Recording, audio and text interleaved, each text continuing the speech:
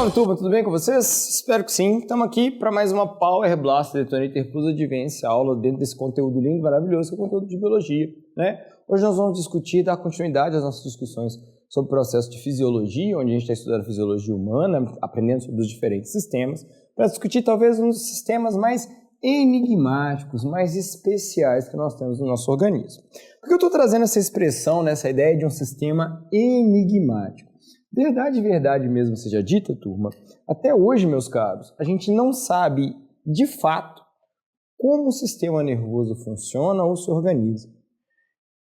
Melhor, não é como ele se organiza. Como ele se organiza, a gente sabe muito bem. Eu vou apresentar aqui para vocês.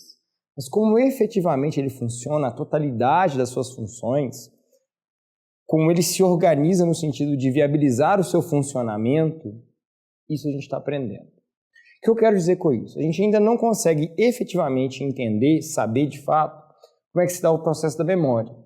A gente sabe que tem várias estruturas envolvidas, que não se trata de um processo simplório, onde simplesmente dois neurônios se conectam. Não é isso. A gente começa a entender cada vez mais como é que funciona e o que é a consciência. Mas os detalhes relacionados a essa propriedade muito, quase exclusiva nossa, muito particular nossa, a gente ainda tateia, a gente ainda começa a aprender. Então é um ramo da ciência que avança, mas ainda assim lida com questões desconhecidas. Com certeza vocês já devem ter ouvido falar da tal da neurociência, uma palavra que está muito em voga hoje em dia, que está muito comum no nosso cotidiano. Não quer dizer que não se deva estar, mas tem muita gente se aproveitando disso e dizendo muitas coisas que não fazem o menor sentido. Inclusive, provavelmente você deve ter ouvido falar algumas bobagens que são perpetradas aí para todo lado, como por exemplo, o cérebro feminino é diferente do cérebro masculino, existe um lado que predomina a criatividade, outro lado que predomina a motricidade, a capacidade de se movimentar e coisas do gênero. Isso tudo é bobagem. Talvez a maior bobagem de todas é que a gente use apenas 10% do nosso cérebro. Nossa, essa é péssima, muito ruim, faz muito mal. A gente usa muito mais do que isso, a gente trabalha com uma alta atividade cerebral. Porque ainda bem a gente não tem consciência do tanto que o nosso cérebro está atuando. Justamente porque, se a gente tivesse, ia ser muito desgastante. A gente ia ter que ficar o tempo todo mantendo um nível de tensão e atenção máximo, o que não seria interessante para o nosso organismo. Bom, dizendo isso, vamos lá, né? Vamos entender um pouquinho a função desse sistema. Ele é responsável por controlar o nosso organismo. Ele, junto com o sistema endócrino, eles são os verdadeiros big boss do nosso corpo, de como a gente funciona.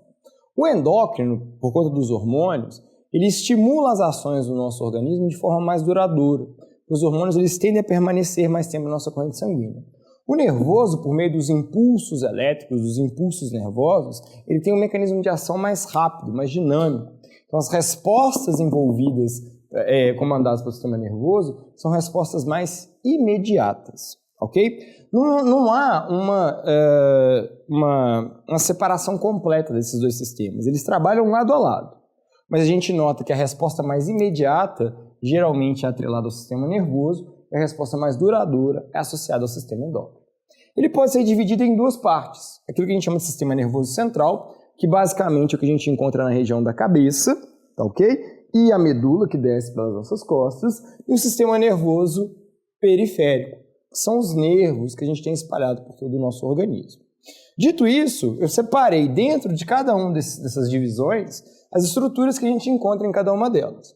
No cérebro a gente encontra, no sistema nervoso central, o principal de todos a gente encontra é o cérebro, tá certo? Ele vai ser responsável pelo raciocínio e pela nossa consciência. Então você existe dentro do seu cérebro, você sente as coisas, se lembra das coisas, tudo dentro do seu cérebro, é essa a estrutura. Dentro do cérebro a gente até tem divisões, tá? Que não é o nosso objetivo a gente adentrar e aprofundar, porque pensando nas provas que a gente vai entrar em contato, não se justifica esse nível de aprofundamento. O cerebelo está localizado logo abaixo do cérebro, bem aqui nessa região aqui da nuca, e ele vai ser responsável pelas funções motoras, como, por exemplo, o equilíbrio. Quando a gente está aprendendo a andar de bicicleta, a andar de moto, a andar de patins, a gente vai lidar muito com a noção do equilíbrio. E a gente precisa de treinar o nosso cerebelo para que essa estrutura desenvolva cada vez mais a capacidade de controlar a musculatura associada ao equilíbrio. A ponte é literalmente uma região de conexão entre o nosso sistema, entre o nosso encéfalo, que é a região da cabeça, e a medula espinhal, que é a estrutura que desce no interior da nossa coluna vertebral, e essas duas estruturas vão ser responsáveis pela passagem dos impulsos nervosos, que a gente vai discutir aqui daqui a pouquinho no nosso próximo quadro. E por último, e não menos importante, localizado logo abaixo do cerebelo, a gente tem o bulbo. O bulbo é a porção do nosso sistema nervoso central que coordena as nossas funções vitais, como, por exemplo, frequência respiratória, batimentos cardíacos. Ele tira do nosso cérebro a propriedade, ou melhor, a necessidade de controlar essas funções.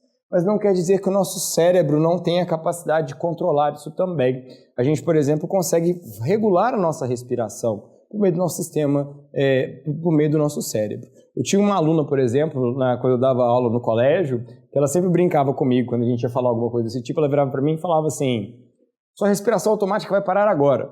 Quando geralmente a gente fala esse tipo de coisa, a gente é levado a pensar sobre a nossa respiração e por um breve instante você tem que pensar um pouquinho nessa ideia de respirar. Mas depois de um tempo, essa respiração volta de novo. E quem assume essa função é o bulbo. E ainda bem que ele assume essa função. Imagina que terrível você ter que assistir uma aula do sistema nervoso e ainda ficar lembrando. Inspire, expire. Ia ser bem cansativo, ia ser bem puxado, né? Beleza. E além do sistema nervoso central, a gente tem o sistema nervoso periférico. O sistema nervoso periférico ele vai ser formado pelos nervos. Nós temos nervos que a gente chama de nervos cranianos, porque eles estão todos associados ao nosso crânio. Nós temos 12 pares ao total espalhados pela região do crânio e 31 pares partindo da medula espinal, ou medula espinhal. As duas formas podem estar corretas, tá? A gente pode lançar das duas formas. Detalhamento sobre esses nervos, a gente não precisa de esquentar a nossa cabeça. Agora, ter noção de como são os nervos, ou melhor, como os nervos são classificados, isso é interessante. Basicamente, nós temos dois tipos e um terceiro subtipo que eu vou comentar daqui a pouquinho. Aqueles que a gente chama de nervos aferentes ou sensoriais, são aqueles nervos que captam a informação, que estão associados à entrada de informação no nosso organismo, daí o termo sensorial, ou seja, eles estão associados aos sentidos, e aqueles que a gente vai chamar de nervos eferentes ou motores, como o nome sugere, estão associados à ideia de controlar as funções motoras. Funcionam como porta de entrada, outros funcionam como porta de saída.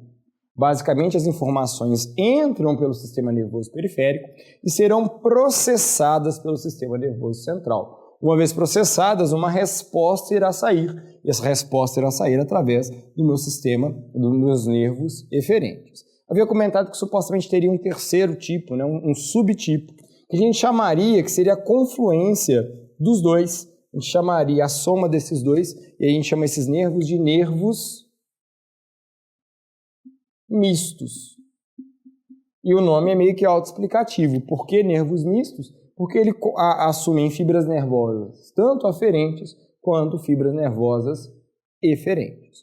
O que nós vamos discutir no nosso próximo quadro é uma subdivisão do nosso sistema nervoso periférico e o nosso entendimento que a gente vai ter sobre as porções autônomas e as porções que nós temos controle sobre o sistema nervoso. Então segura sua onda aí rapidinho, eu vou trocar o nosso quadro e daqui a pouquinho a gente continua.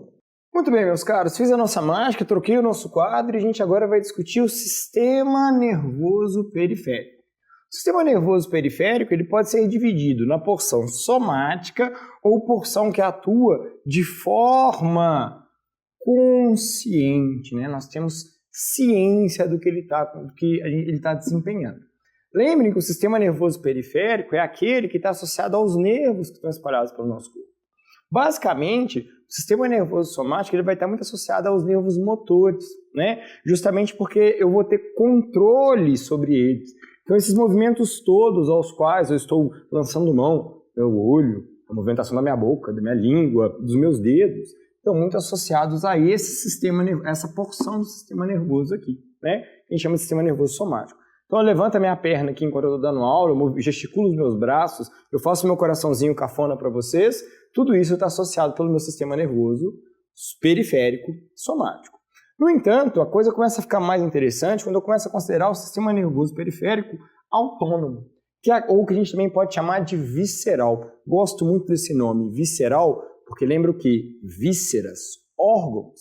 É aquele que atua, que funciona sem que a gente tenha consciência dele, a gente tenha ciência do funcionamento dele. E ele está basicamente fazendo o quê? Ele está basicamente monitorando o nosso organismo, assegurando que o nosso organismo esteja funcionando corretamente. Então é como se fossem vários sensores espalhados pelo meu corpo e ele está ali se preocupando em identificar, está tudo certo, está chegando a substância certa, está faltando alguma coisa, e ele vai estabelecendo essa rede de comunicação e informando o sistema nervoso central se está tudo ok ou não, para que o sistema nervoso central possa tomar as devidas ações e inclusive estimular o parceiro dele, o sistema endócrino. Dentro do sistema nervoso periférico autônomo, eu posso separar ele em dois, em sistema nervoso periférico autônomo simpático e sistema nervoso periférico autônomo parasimpático, que a gente chama de sistema simpático e parasimpático. Eles são diferentes anatomicamente. Como que eu quero dizer quando eu falo que eles são diferentes anatomicamente? O simpático ele é formado por gânglios nervosos que estão distantes dos órgãos que ele monitora. Então, aonde ele capta, ele concentra as informações, geralmente estão mais perto da medula e distante dos órgãos que ele está monitorando. Enquanto que o parasimpático é justamente o oposto. Os gânglios nervosos que estão captando as informações, ou eles estão do lado ou dentro dos órgãos e distante da medula. Isso é uma questão anatômica, ou seja, uma questão de posição. Tem pouca relevância para a gente. Maior relevância tem mesmo a gente entender que normalmente eles têm funções antagônicas. Com muito cuidado com isso aqui. Quando eu falo que eles têm funções antagônicas, eu estou querendo dizer o quê? O que um faz, o outro desfaz.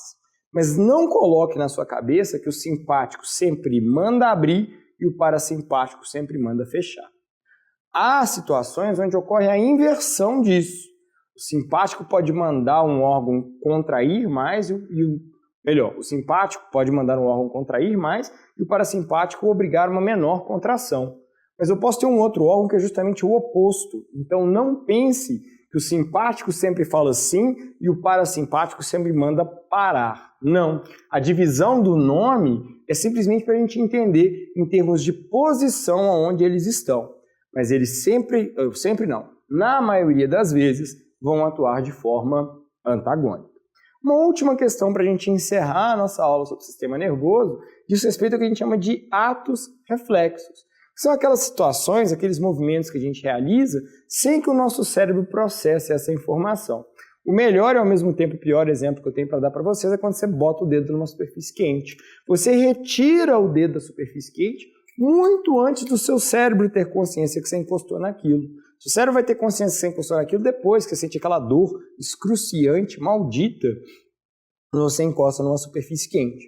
O ato de você tirar a mão ocorre porque a informação chega até a nossa medula espinal e na hora que essa informação chega, a medula percebe e fala assim, epa, tem um trem errado aqui, eu preciso de eliminar essa informação. Então ele na mesma hora, naquele mesmo instante, manda que a gente contraia e realize esse ato reflexo. Perfeito? Não há participação do encéfalo.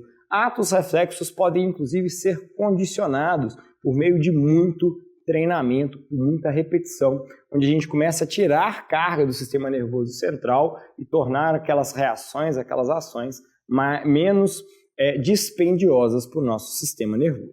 Na nossa aula de hoje, então, meus caros, a gente comentou sobre a composição do sistema nervoso, vimos as principais funções das diferentes estruturas que formam esse sistema, que ele é dividido em sistema nervoso central e periférico, e percebemos que dentro da perspectiva do sistema periférico, ele apresenta aquela porção que nós temos consciência sobre eles e aquelas que nós não temos consciência, além de entender que nós temos também nervos com diferentes funções que captam e que mandam informações para fora.